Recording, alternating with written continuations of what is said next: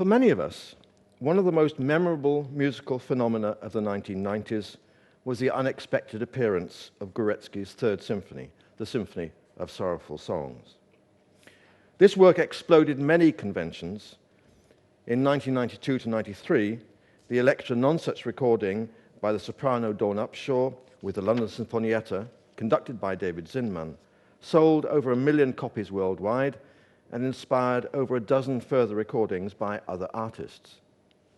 It broke into the top of the popular music charts, an unheard of event. It reached audiences who hadn't hitherto considered listening to a piece of classical music, let alone one written recently.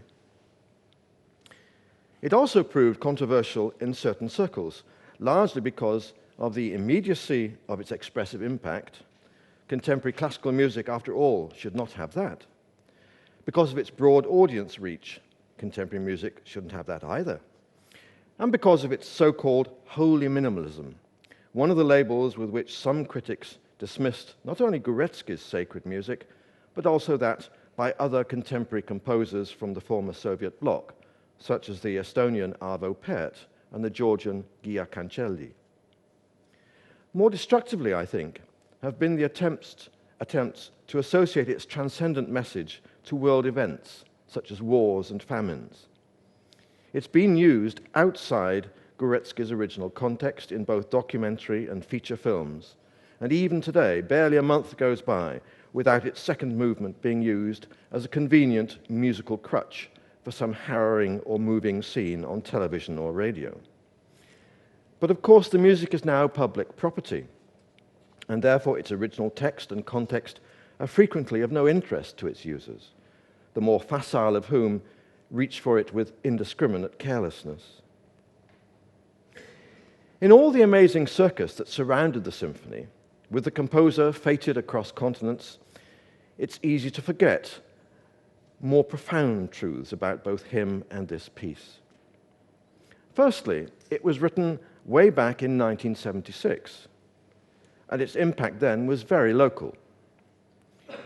Its qualities were gradually recognized, particularly in this country in the mid-1980s, and particularly by the conductor David Atherton and the BBC. Prior to that, rare copies of the first LP recording with the soprano who gave the premiere in France in 1977, Stefania Wojtowicz, had been handed from one enthusiast to the next potential convert with barely concealed excitement and amazement. We're in danger of ignoring the Third Symphony's groundbreaking qualities, however. Not many other composers would dare to write a symphony for soprano and orchestra, whose duration is almost an hour and which consists of just 3 slow movements in straightforward modal and diatonic idioms. It's also a very Polish work. The texts are in Polish, and they concern Polish religious culture and historical events.